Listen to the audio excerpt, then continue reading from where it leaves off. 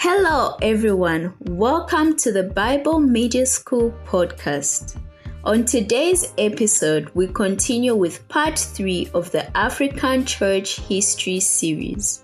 On today's episode, our guest Wandile and myself discuss the role of colonialism on Christianity in Africa. Kindly note that neither Wandile or myself are experts in this field, nor are we theologians. Hi Wandile, welcome to my podcast. Hi Kasiba, welcome. Thank you for having me in this very informative and interesting podcast. It's a pleasure and thank you so much for joining. Yeah, well, you've been nagging me, so here I am. Ouch. Thank you. So, since I started this podcast, my first series with the African Church History series, right? And then you had some interesting views and perspectives regarding the African Church, how it started, the belief that the African Church started because of colonialism or Western imperialism and all that. So you have different views from that. Do you care to just explain about that? Well, maybe as a disclaimer, I think it's very important that we put it out there that we are no experts in the subject. I certainly am not. So my opinions are based on the interest that I have in this subject, particularly because of two reasons. One, because I am a devout Christian, and secondly, I am a Pan-Africanist. So these two things, when they marry each other, it's a very convenient marriage for me with those identity markers of me. So this is why when you started off with the first episode, I was like, this is where probably the Pan-Africanist me politically sort of has a lot of interest in terms of trying to reconcile the Christian in me and Pan-Africanism. So I think that's why I took an interest and I had those views that I shared with you. But I think also drawing on to the previous episode that you made, and I think your conclusion was that, well, it is not really a white man's religion. And for me, I understand why it would be perceived or even said outrightly to be a white man's religion. But I mean, if we draw it back long enough, I think the conflict in my head would be to say, if you look at the beginning or at the inception of Christianity, certainly it didn't have any sort of colonial, what could I say, interests in it. In how the churches played out. I mean, you did it. I mean, a lot of people would have to refer to the previous episode you made, where a lot of African clergy, particularly in the northern part of Africa, were were instrumental in spreading Christianity in even other parts outside of Africa. So in that sense, I would say that how Christianity started, particularly in the northern parts of Africa, one could reasonably say that it's not really a white man's religion, because a lot of the people that practiced then were not really white. I mean, a large percentage of them were not white.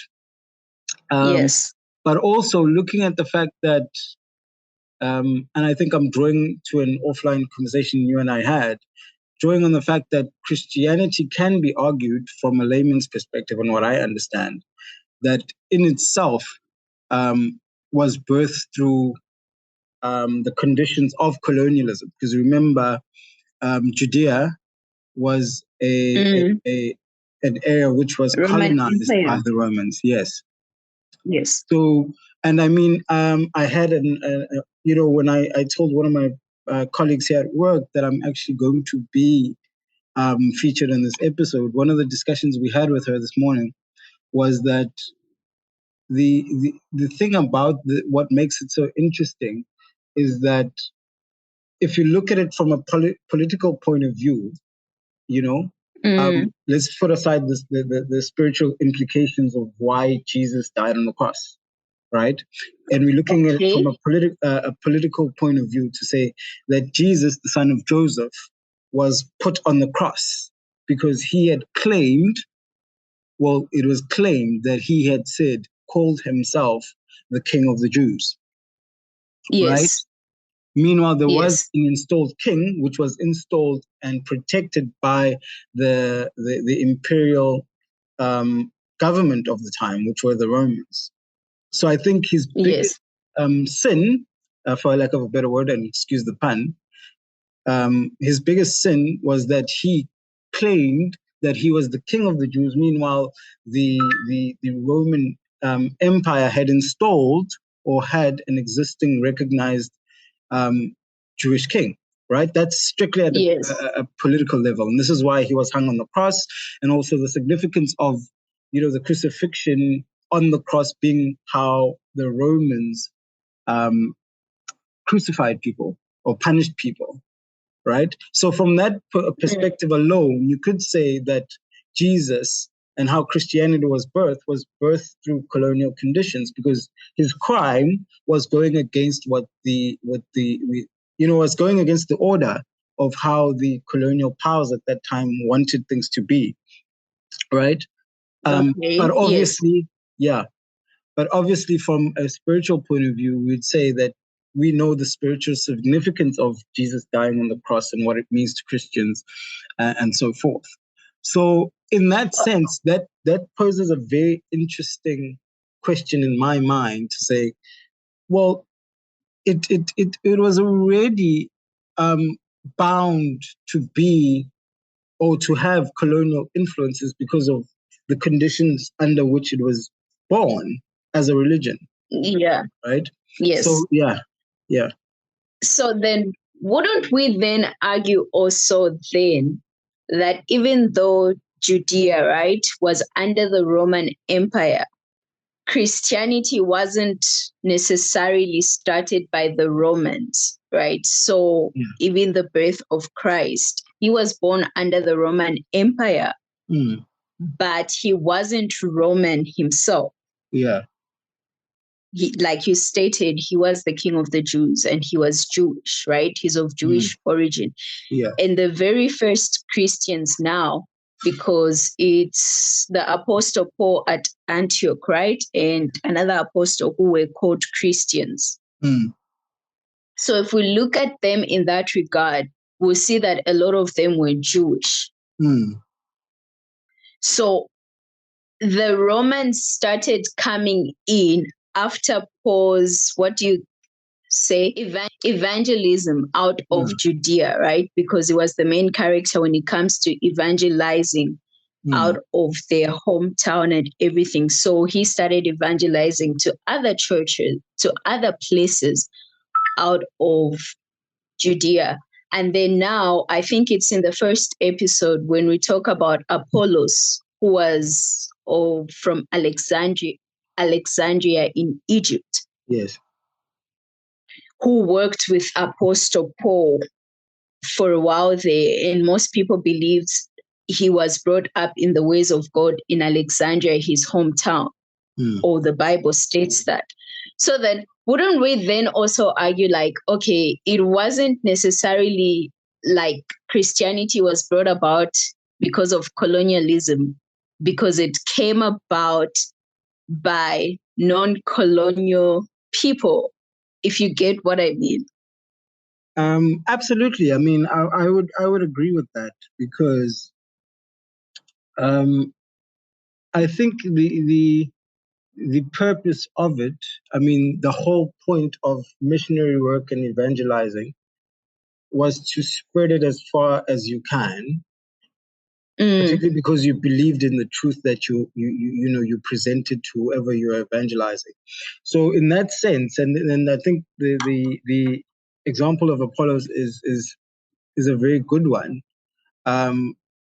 because it shows that the reasons behind evangelizing were not sinister, as we would probably come to find when we go down how it spread down to sub-Saharan Africa. One can argue with a lack of, obviously, as we said as a disclaimer, with the lack of adequate data to support what I'm saying, but reasonably we can argue to say that in its earliest inception, particularly the Christianity that we can sort of work out by reading the New Testament, with the mentions of people in North Africa like Apollos, we can reasonably say that at that time, it wasn't sinister in how it was brought into Africa. It was just for people to have this new way of thinking, because remember, it's an offshoot of Judaism. And the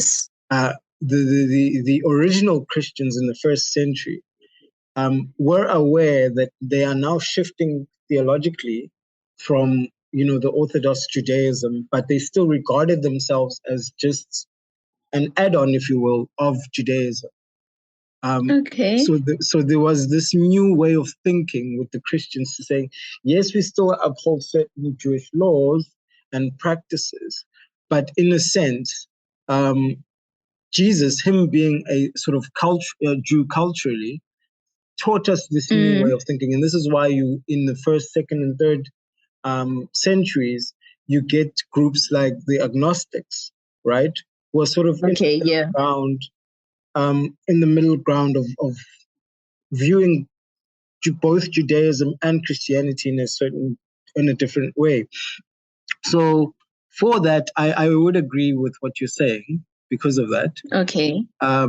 Because let me leave it at me just agreeing to what you're saying because of that. Okay, so the biggest thing now is Africa. Like in North Africa, we see how Christianity was being spread and everything.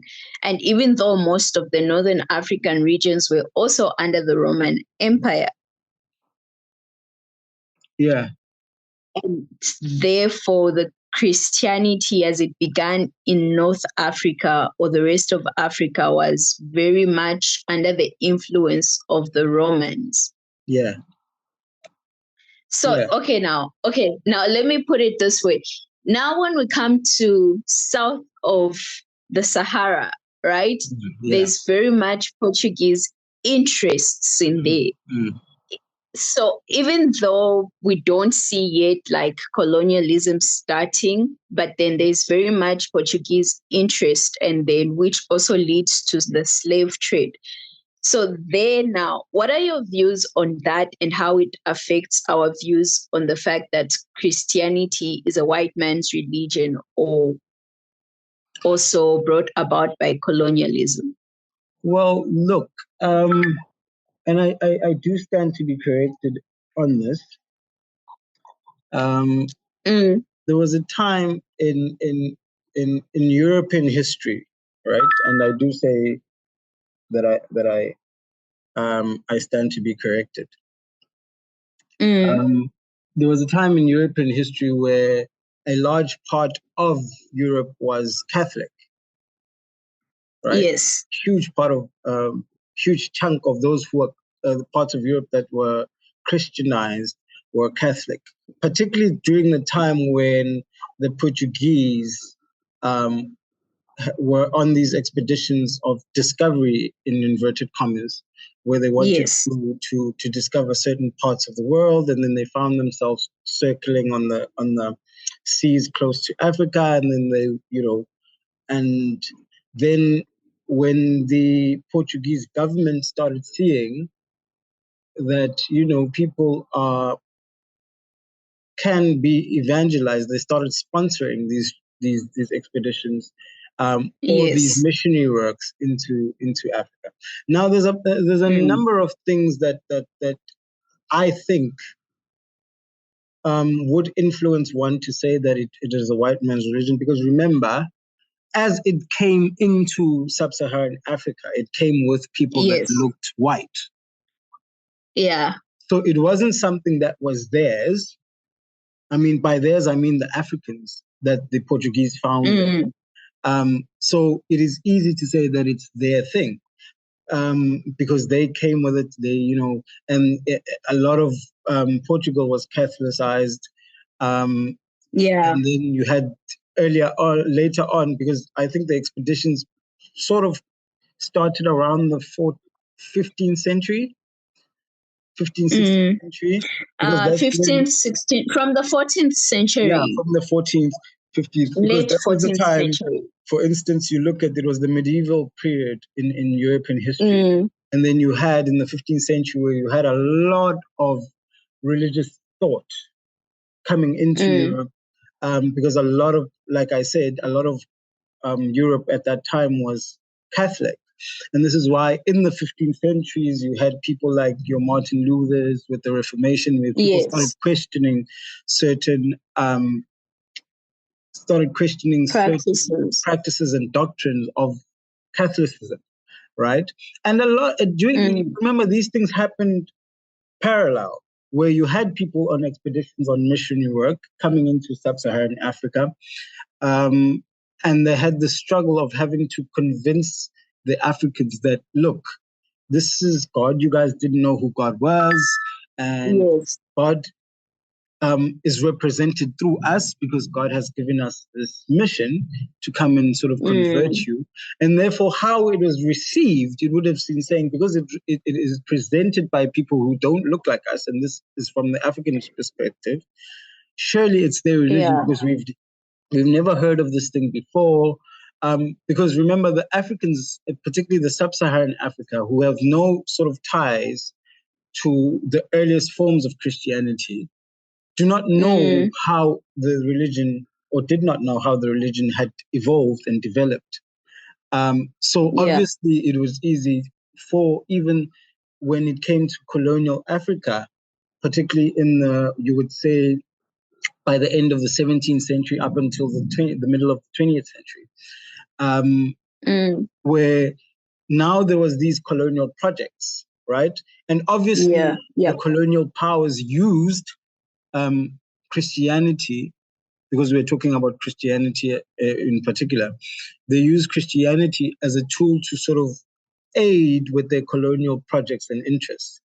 So it was very easy for them to sort of use that as a tool to saying, okay, we can use this religion now to sort of advance our colonial agendas in Africa. So yes, in a sense, it was a white man's religion in how it was perceived. But obviously, the benefit of the doubt comes from the fact that the Africans didn't know how the religion sort of evolved from the death of Jesus and what was happening. And this is why you'll find many Africans who are practicing Christianity now, today, do not even care about, the evolution of evangelical work from the first century to now. They don't even care about that. And this is why it is easy for people to come on certain podcasts and other platforms to say, well, this is a white man's religion. Obviously, it was perceived like that. And obviously, it was used to exploit certain resources of the African continent. That data is there, the information is there, and we cannot deny that. But you and I, what I've liked about the previous two episodes that you've made, is that you went further back to shows that Christianity historically does not start in the sort of 15th century, 16, 17, up until the mid of 20th century, when it spread into sub-Saharan Africa, right? And a lot of the people that claim it's a white man's religion are the sub-Saharan Africans, because that's when they received the religion. So in that sense, the Portuguese had an advantage. And this is why in many cases, you'll find that they did exploit the converts into sort of giving away certain precious resources, or even land and other things that were valuable to the Africans, in the name of them giving it to God, in inverted commas. They're just giving it to to the Portuguese or even the English or whichever colonial power came in whichever region they settled on. There's a part where also in sub-Saharan Africa, during the Christianization of sub-Saharan Africa, Africans started giving their lives to Christ, let's put it like that, because of other interests which they were offered, like the kings and chiefs of certain regions will become Christians because they promise certain benefits, like, okay, if you become Christians, we'll do this and this in your region. So they'll also become Christians because of that. So that will be the driving force behind them becoming Christians, which could be considered as them being bribed, right? I think in one of the regions, was it in Angola? Yeah, yes, I think it was. Was it? I think so. Or Ghana. Okay, one of the regions, I think I mentioned it in one of the episodes, where the chief became a Christian and then they made it like a little Portugal. Like, it was a smaller version of Portugal, and they even built up a statue of one of the saints, So there is that, which also can be regarded as like, okay, now you'll be putting up statues of like white people, for instance, which can be considered a white man's religion. And also because now they're giving you all these other things and you're accepting it to accept the religion. And also there was the point of, what do you call it? Slave trade.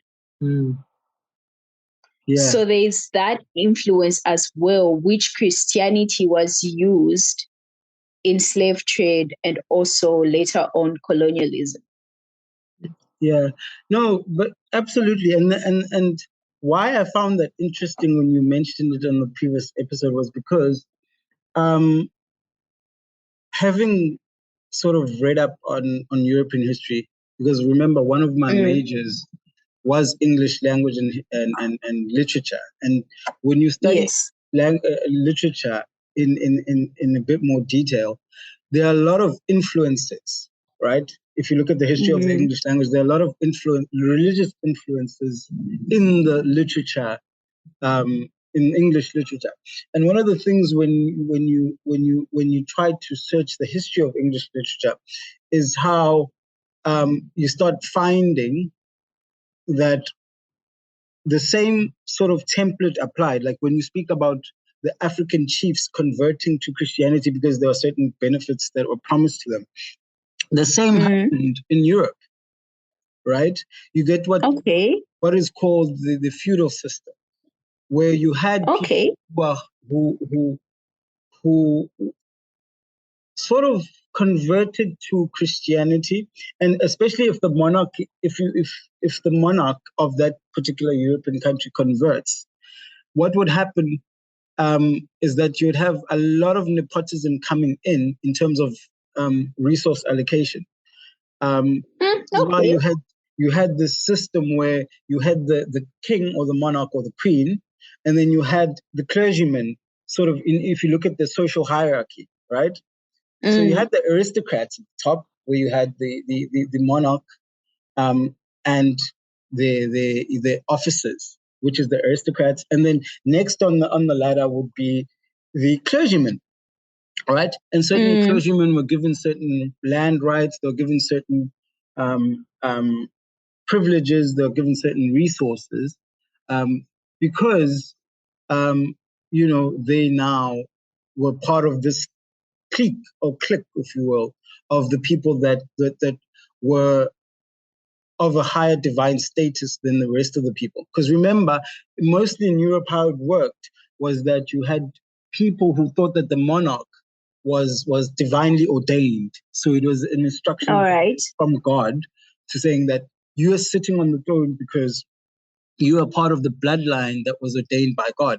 And that's how many of the clergymen that first converted to Christianity went and sold that idea to the kings, the European kings, to say, well, from my religion, for you to rule, it means that there's something special about you and God loves you, and therefore this is why you have a mass of people sort of bowing down to you. You can't do that without being divinely ordained, and therefore certain kings or Okay. certain monarchs took that in with them to think that they are divinely ordained, and therefore it's their right to be part of this religion because God has already loved them. And that's how many of the kings and the monarchs were converted in Europe, right? And then obviously, because now they had accepted that idea, they started giving certain privileges to the people that converted them or the people that evangelized them to say, okay, cool,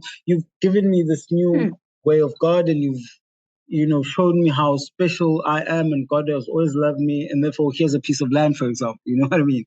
So it was the same Oh, sort of thing, right? This is why you really had clergymen being poor in Europe, because of wow. that. They were sort of elevated socially to be closer, because remember, they interpreted certain spiritual things for the monarchy, Mm, and therefore they needed to be closer to the monarch, even in status. Not the same, but close enough, because they possess certain knowledge, divine knowledge that only can be reached by those people who had been ordained by God. So the same applied in Africa, where with the missionaries, what they did was saying, look, if you convert or help us to convert a significant chunk of your subjects, this is what we'll give you in mm, return.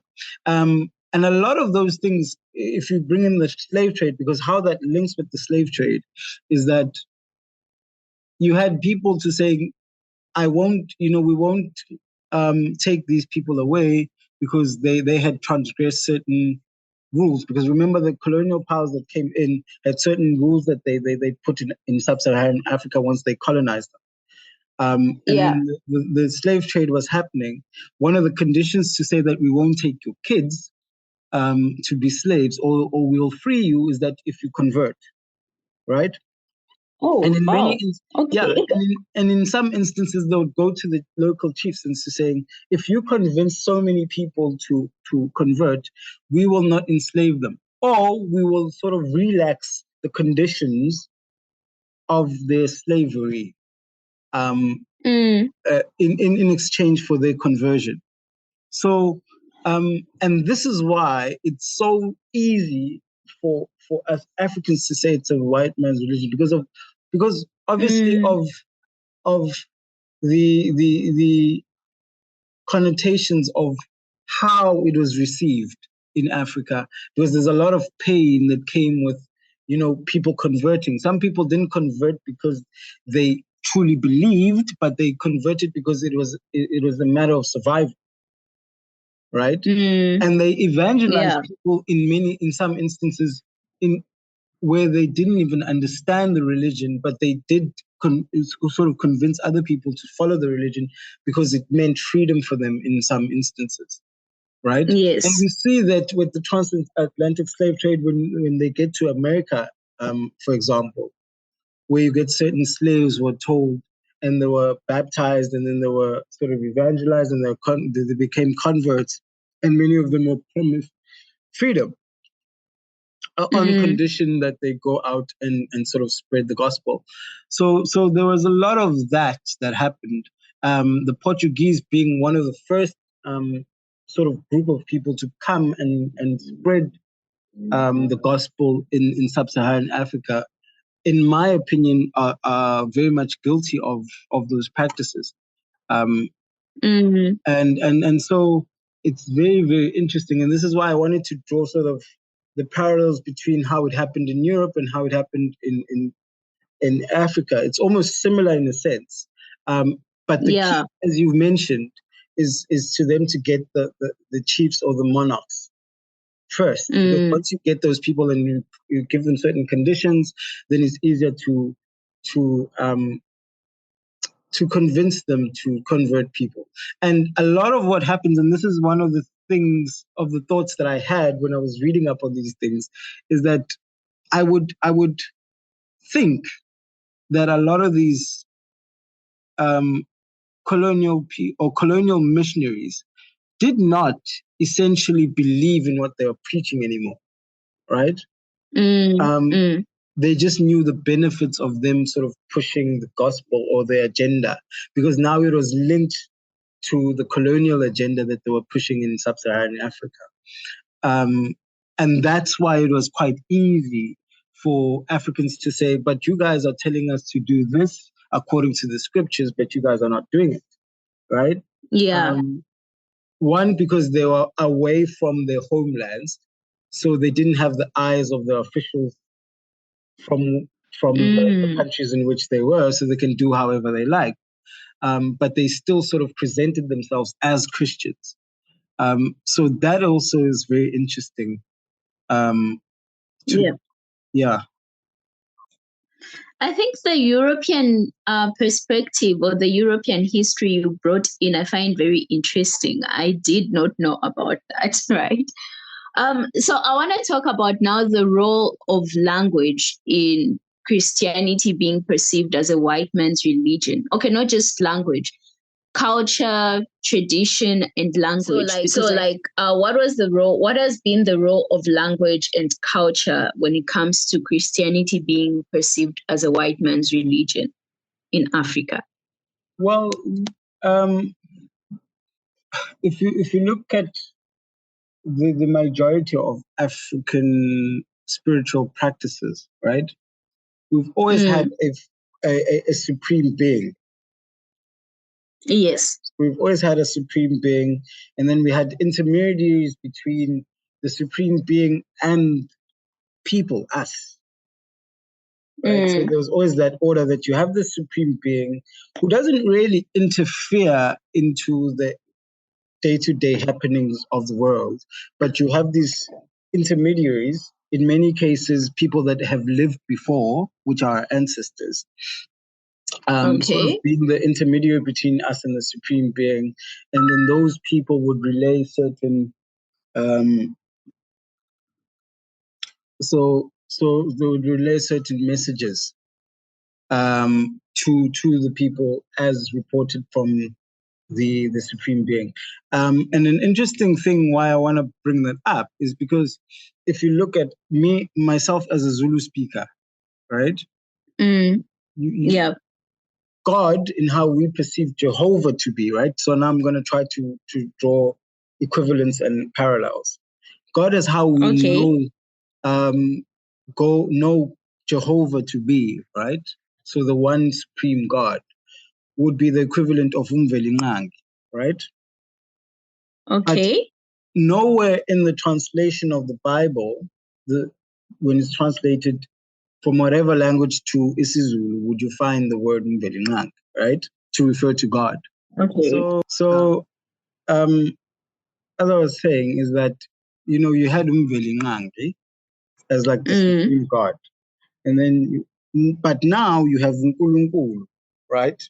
Okay. Which is the word that you find in the Bible when it's translated into isiZulu.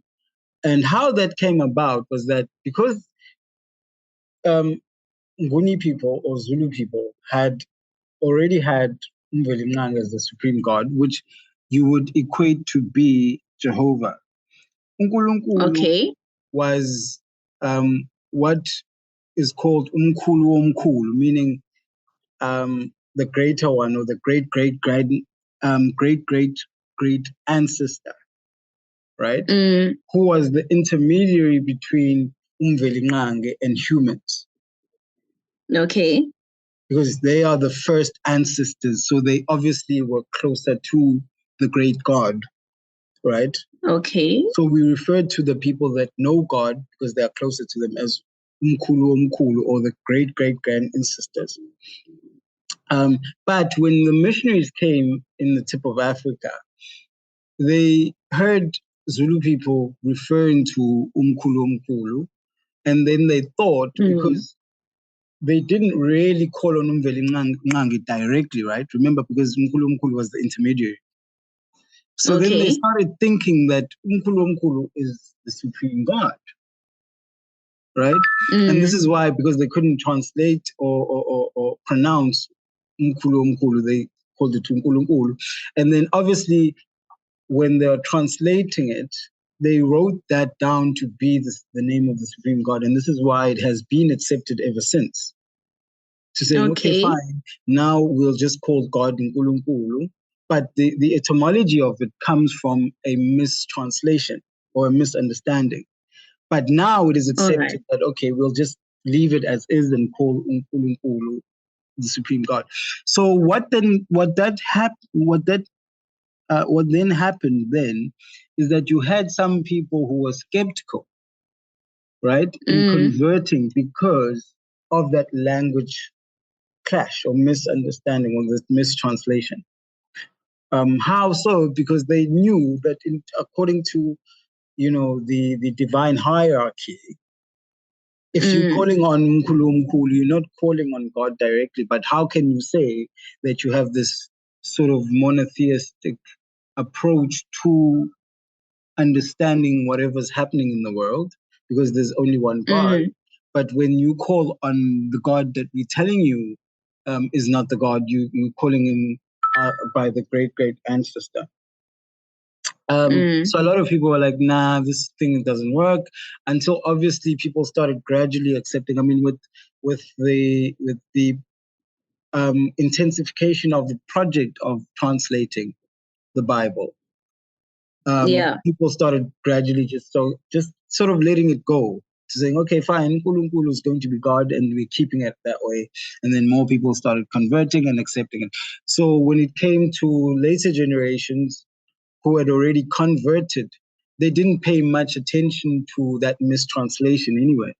And it's something that happens throughout Africa, particularly in sub-Saharan Africa, where you would have societies that already had a name for a supreme being, but then it was transliterated. But in later translations, it was just accepted that we'll just call God by that name, even though it's not the accurate name of how we view God.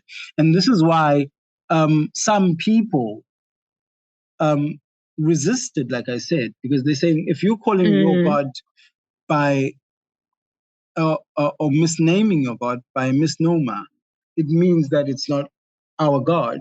Therefore, we cannot believe in God, because you're calling him, you're not accurately labeling him as you should, right? So that's also one of the things, how language plays a role in terms of conversion and the whole thing, and why many people would then see that as to saying they can't even get God right. So how can we believe that this is the true God if they can't even call him correctly? So that's how language, in my opinion, plays a role in terms of this whole sort of conversion things in sub-Saharan Africa. There are quite a few examples across the African continent where the same happened. And this is why in other religions that found themselves in Africa that were not originally African, some theologians or missionaries had to sort of compromise to say, stick to calling God that, but know that this God doesn't favor certain things. Because remember, there's a certain profile to how God was perceived, right? And the missionaries had a huge task of convincing these people that, yes, you can call them that God, but what you're saying your God can do and cannot do is not the same as the God we're telling you about. But you can keep the name, but just remember that God doesn't like polygamy, for example. You know what I mean? I'm just using that as an example. Even though your God accepts polygamy, but my God, our God, the one we're telling you about, doesn't like. Yes, he's benevolent, he's all that, but he doesn't accept. So even that in itself was a thing that made people skeptical on it. And yeah. All right. Okay then. So speaking about now things that, okay, we Africans or Africans before us had to let go of to accept Christianity, wouldn't we then just say like these are more of the biblical standards than the white man's standards? For instance, when you spoke about having to communicate to God through those who went before us, right?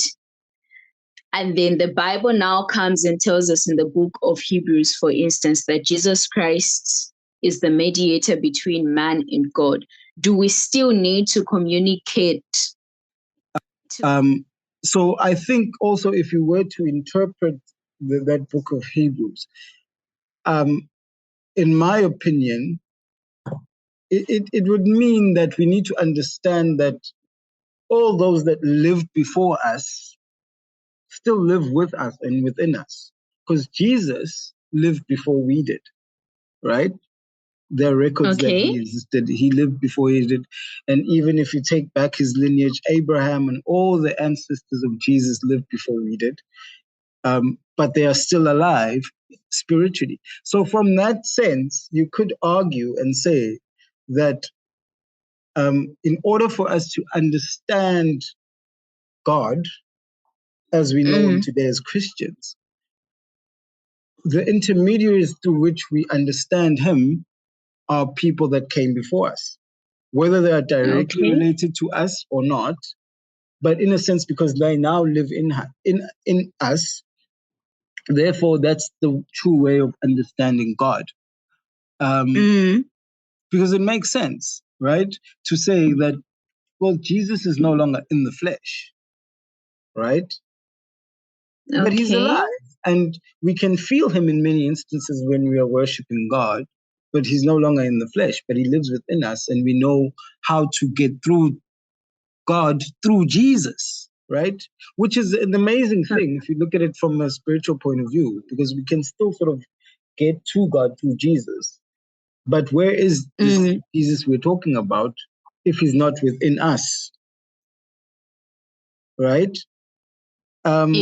Meaning that in his physical form, yes, he did come before us. So for philosophical purposes, we then could argue to say it's the same sort of thought process. So in my opinion, it does not it does not nullify that whole understanding of understanding God through those who lived within us, right? I mean, if you look at and I don't want to get deep into the the spiritual things, but I just want to make this point. If you read the book of, I think it's Matthew chapter 17, right? Jesus is on the mount and then he sees three, what do they call it in English? Oh my gosh. What do you call it? Transfiguration. Yes, the transfiguration, and then you've got Moses, and you've got I think it's Elijah. Yeah. Right? And then Jesus. There's one thing I think around verse 9 where when one of the apostles asks him, that didn't you say that Elijah would come before whoever, right? And then I think the response was, well, the apostles didn't know that Elijah came through, I think, John the Baptist. Meaning that, I don't know, I stand to be corrected, but it's just me remembering at the top of my head.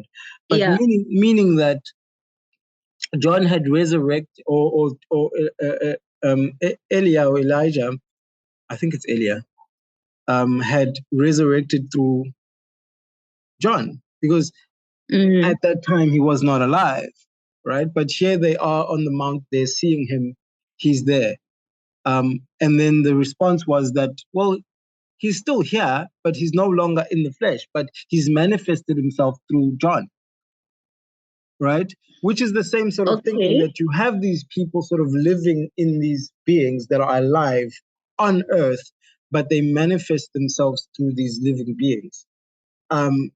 So in that understanding of who God is, the apostles on the mount with Jesus at that time would understand that this was revealed through people that we know who are alive, but they're speaking of people who are no longer with us. And that's how we understand the significance of what was going on in that particular time, right? So I would argue that it's basically the same thing. And this is why, in terms of my own faith, having to sort of blend those two ideas made me believe that it's not really far from who I am culturally. Because once you can blend those two things as to saying, well, there are certain instances in the Bible where we do see people that came before us sort of revealing themselves to the people who are contemporary when the Bible was playing itself out, because it wasn't written then. Then why is it different to our generation? Do you understand what I mean? Yeah. Yeah. I have so many questions on this, but then that will just it will lead us another topic. I'll just ask one more question though, like, because that will be a topic for another day though. I think it's in the Old Testament. We see, I think, translated in English, there's a word called necromance, right? Necromance. Yeah. So this is where most people would communicate with the dead. Yeah, and there's certain scriptures in the Old Testament, even in Deuteronomy, where God tells the Israelites not to communicate with the dead, or those who consult certain spirits, like familiar spirits and everything. So he keeps saying that, like, there's that part. So isn't it similar to what you are explaining now? Like, what's the difference then? Well, it is, but the reason why I went on that whole sort of thought process was to show that it depends on how you frame it. Okay. Right? Because when you're talking about the necrophiles and God prohibiting people talking about that, in the Old Testament, yes, it was prohibited, right? Yeah. But when, like the verse that I quoted, isn't it the same thing? Because now you're seeing people that are no longer there, right? Yeah. Okay.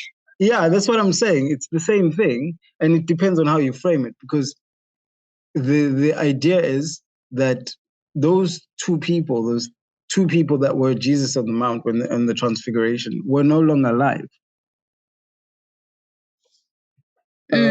So by that I mean that it depends on the context and also how you frame all that.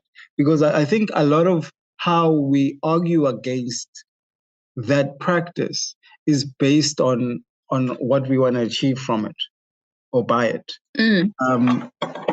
Because it's the same thing, but how it presents or plays itself out in the book of Matthew, like I said, is a totally different thing, because he didn't speak directly to them, but they can see them. But okay, was he praying to God, or did he just speak to them, like having conversations with them? Yeah, because that's the thing, right? Because what you're saying, it's the same thing as to saying that someone is your guardian angel. Right? The whole concept of a guardian angel thing, they are watching over us and they give us good luck and so forth. They are not God. But they're just there to guide us and sort of, protect us and all those things. So I think it would work in the same sort of philosophical frame, where you can sort of speak to people and call upon them to protect you, but you know very well that they're not God. All right. But because of the status that they have now acquired through death and sort of accepting Christ, when they were alive and they were Christians and they were practicing Christians, and you then believe that they went to heaven,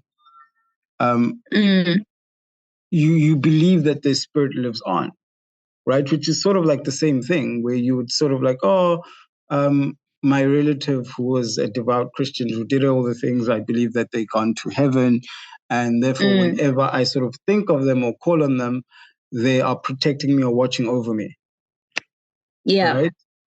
But the same thing then applies to saying you're not sort of telling them that they're, but they are there as that intermediary. Because sometimes you'd say, if I lost my grandmother and now she's in heaven, and then I'm saying that wherever she is, she's smiling and watching over me. And if something bad happens, I know she won't allow that to happen because, it's the same sort of thing.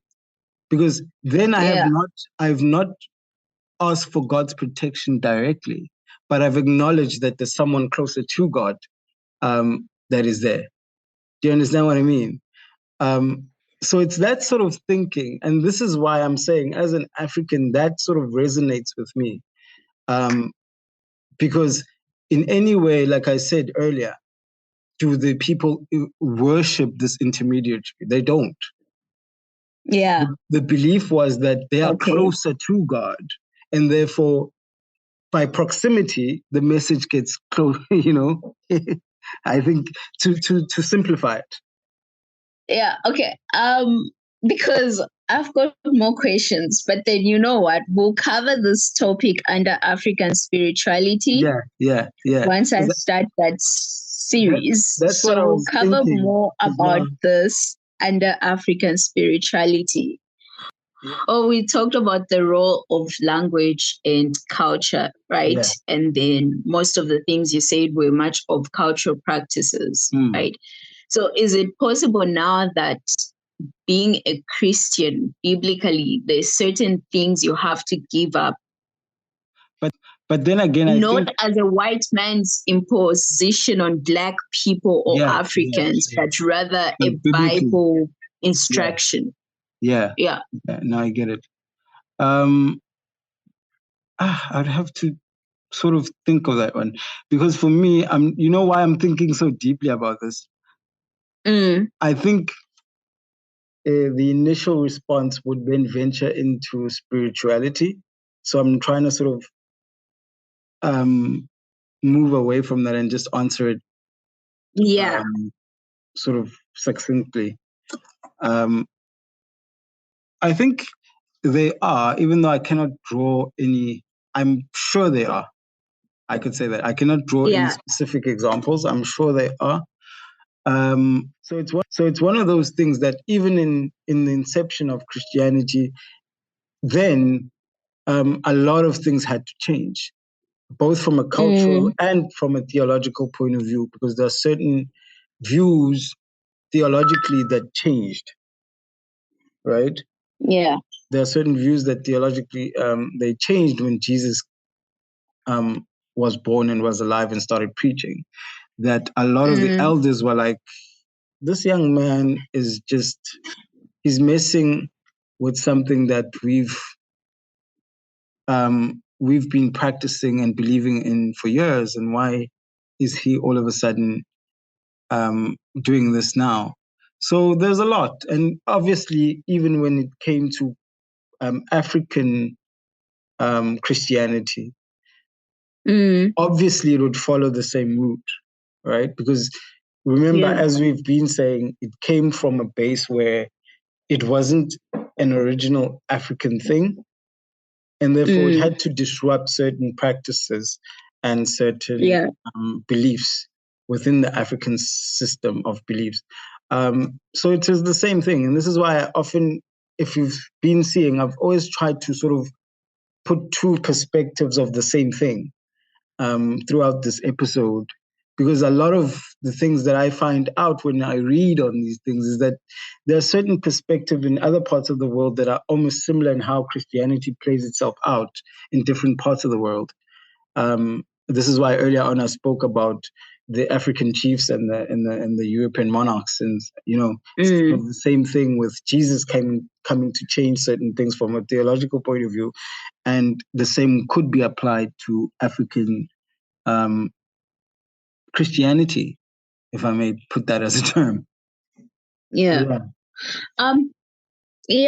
Anyway, I think we have to end here now. We've been talking for so long, and we have to come to an end. What are your closing thoughts or words? Well, my closing thoughts is that we'll keep on doing what you're doing, first of all.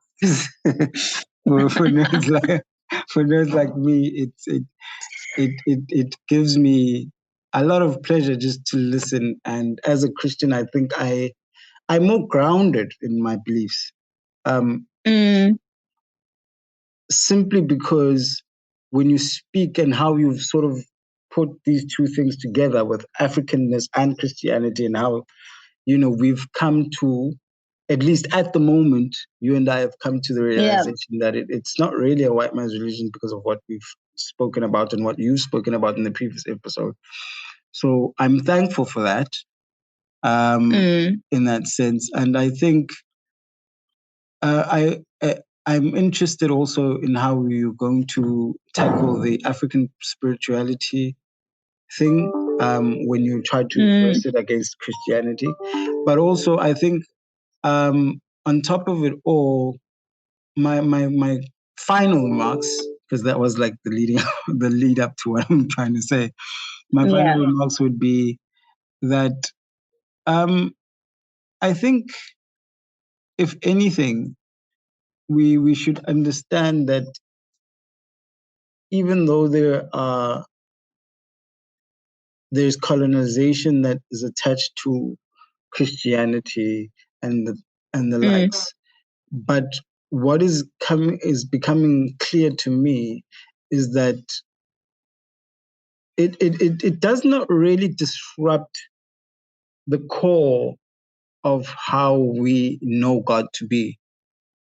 If we really look deep enough at it, like we've been trying to show examples of how it doesn't really disrupt who we are as Africans, even though certain people might argue against it. But certainly, in my view, as a closing remark, is that we need to understand that how God reveals himself through the Christian framework is more or less the same. It's just that we need to find a frame that can draw the parallels, because they are there, right? It's just that if you want to sort of look at it, look deep enough, and you'll find that God has always been one, and always been true, even for us as Africans. It's just that the vehicle in which this new age Christian view of God, the vehicle that it came through, is a vehicle that was quite painful in our history. I'm speaking particularly in sub-Saharan Africa, and this is why it's quite difficult for us to sort of detach ourselves from that pain and say, but the core of what is there is truthful, and it always has been truthful. Put aside the pain that is attached to how it came through to us. So yeah, that's basically my closing remarks, and I look forward to coming through in the next episode.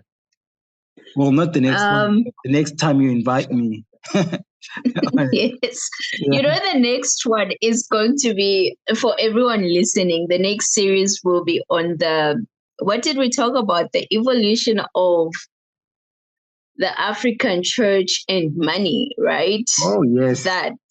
Yes. So we'll be looking at how churches were sustained or taken care of during ancient times, So, and this will be focused on Africa. Like, was it always what is now known as the prosperity gospel, or was there a way churches were sustained, So that will be the next series. But I might also have you on that one. But yeah, definitely I'm inviting you back, and I'll be nagging you.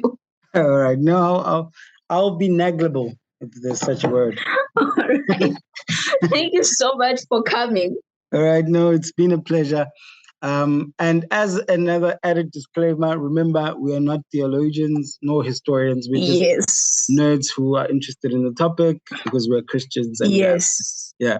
And just kind of read a lot and watch a whole lot of things. Yeah. So thank you. So definitely. Thank you.